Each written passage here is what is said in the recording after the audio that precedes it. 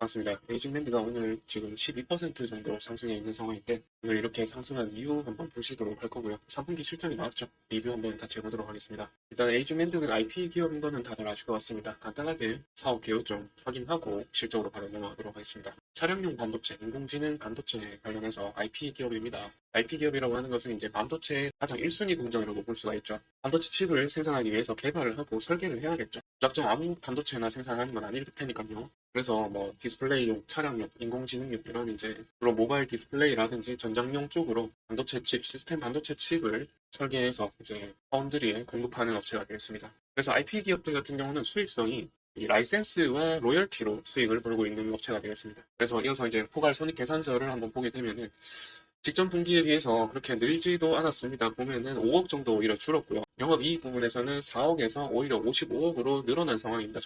적자폭 늘어났고 총포괄 손익도 보게 되면은 6억에서 56억으로 마이너스 56억으로 적자폭을 키웠습니다. 적자폭이 줄지를 않고 오히려 늘었다는 것은 이제 마이너스 모멘텀이 될 텐데 어떤 기대감이 그럼 반영이 됐는가를 이제 이슈로 한번 보게 되면요. 일단 첫 번째로 이제 얼마 전에 상승했던 이 얼마 전에 잠대 양봉이 나왔던 그때 공급계약 체결 내용을 보게 되면 CX에 관련해서 한번 공급계약 체결이 있었죠. 하이닉스 고객사를 대상으로 지난 기말 기준 매출액의 41%에 해당하는 310억 정도의 규모로 26년까지 CX에 관련된 주문용 반도체 설계를 맡았습니다. 그래서 이것 때문에 한번 크게 올랐었는데 그 부분이 지금 가격이 다 빠졌죠. 그러고 나서 오늘 이제 또다시 주문용 반도체 설계 개발이 이제 공급계약 체결이 됐습니다. 25년 4월까지면 이제 내년 1분기, 2분기까지입니다. 그래서 규모는 이제 12% 정도 되고요. 95억 정도의 규모로 이제 체결을 했는데 이것 때문에 또 이제 주가가 반등을 했죠. 이런 이제 공급계약 체결 내용을 봤을 때 이런 내용들에 의해서 수주 잔고가 되는 것이고 수주 잔고는 앞으로 미래의 매출액으로 이어지기 때문에 이런 공급계약 체결 공시를 통해서 미리 좀 저점을 잡을 수 있는 기회를 잡을 수 있는 이런 주식시장의 패턴도 염두에 두시면 좋을 것 같습니다. 그래서 계약 공시들을 봤을 때 좀 적자 상태가 유지될지도 모르겠다라는 생각이 좀 듭니다. 그렇죠.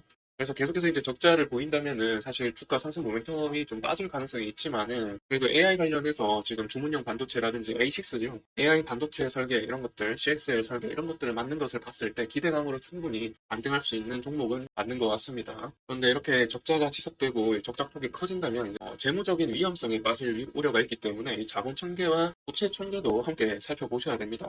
보시면은 적자가 커졌기 때문에 보시다시피 이제 부채 총계가 마이너스 100억이 늘어났죠. 그러면서 자본 총계도 지금 50억이 줄어 있는 상황입니다. 당기순이익이 적자가 나면 그 당기순이익 적자 난 부분이 그대로 전년도 동기가 아니라 직전 분기에 비해서 이제 줄어들게 되는 거고요. 그리고 자본 총계가 줄어들면서 여러 요인이 있겠지만은 유동성에 어떤 문제가 생길 수 있어서 이제 부채량이 늘어나는 이런 이제 악순환이 벌어지게 되는 것이죠. 그래서 적자가 계속 나는 경우에는 이 부채 비율이 좀 중요하겠습니다. 안정성 면을 계속해서 좀 챙겨보시면서 투자를 하셔야 된다. 이런 기업은 그런 말씀을 드리는 거고 지금 부채 비율이 거의 이제 80%를 넘고 있는 상황이죠. 이게 흑자 전환을 하지 못하고 적자폭이 계속해서 50억씩 이렇게 계속해서 발생을 한다면은 부채 비율이 계속해서 이제 10%씩 올라갈 가능성이 높습니다. 그런 부분들을 분기마다 잘 확인하셔야 된다라는 말씀 드릴 수가 있겠습니다. 그런데 이제 매출액에 비해서 시가총액이 다소 높죠. 3,409억입니다. 영업이익과 당기순이익 면에서도 별로 이점이 없는데도 불구하고 시가총액은 높은 상황이기 때문에 다소 이런 부분이 이제 시총의 어떤 벽을 만들어가지고 이 시총을 못 넘는 이런 현상이 벌어질 수가 있습니다. 일단 무슨 말이냐 하면은 지금 차트를 보시자마자 어떤 생각이 드시나요?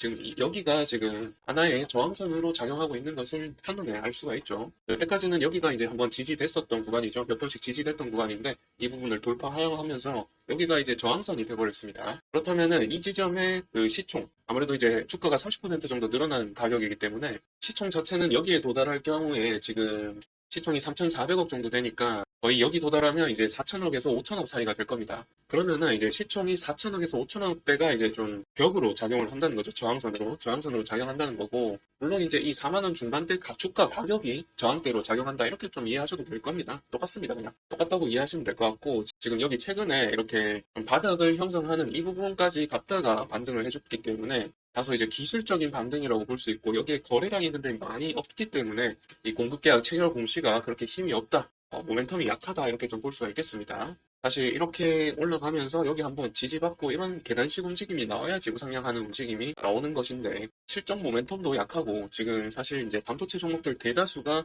고평가, 밸류에이션 고평가 문제가 걸려 있기 때문에 이제 글로벌적으로 필라델피아 반도체 지수가 빠지잖아요. 빠지고 있으면은 이 작은 종목들, 이 시총이 작은 종목들이 오르기 힘들죠. 더군다나 하이닉스, 삼성전자도 이때까지 빠졌기 때문에 오르려면은 그런 고객사가 함께 올라주는 모습이 나와야 되겠죠. 그런데 하이닉스, 삼성전자가 힘이 없으니까 이제 지수 자체에도 힘이 빠지고 개별 종목도 힘이 없다라고 좀 보여집니다. 여하튼 뭐 이제 에이징랜드 같은 경우는 이때 상장일인데 여기가 상장입니다. 여기 이 부분이 상장인데 이 상장가 근처에서 이제 여러 차례 지지가 됐기 때문에 어느 정도 이제 좀 신뢰할 수 있는 지지 구간이라고 할 수 있겠습니다만은 여기까지 뚫고 하향 돌파한다면은 이제 상장 주식, 상장한 지 얼마 안 된 주식은 그런 게 위험하죠. 어디까지 빠질지를 모른다는 게 문제가 되겠습니다. 그래서 이 부분을 돌파 하향한다면 거의 뭐 다시 올라오는데 1, 2년 정도 걸릴 수 있다. 이런 부분을 좀 염두에 두시고 투자 계획을 안전하게 가져가시길 바랍니다. 여튼 SK하이닉스로부터 CXL 공급 계약 체결 공시가 뜬 것만 하더라도 미래의 어떤 전망은 좋은 업체라고 볼 수가 있기 때문에 저는 이제 이 부분이 좀 지지되면서 이 부분을 돌파할지 모르겠으나 돌파되지 않는다고 하더라도 이 부분 지지받으면서 이렇게 횡보하는 움직임도 좀 생각이 되네요. 이런 것도 좀 염두에 두신다면 투자 계획을 세우실 때 유용하게 사용할 수 있을 거라고 생각을 합니다. 그러면 이번 3분기 실적 리뷰는 이렇게 마치도록 하고요. 다음 영상에서는 새로운 모멘텀 있는 어떤 소식을 가지고 찾아뵙도록 하겠습니다. 시청해주셔서 감사드립니다.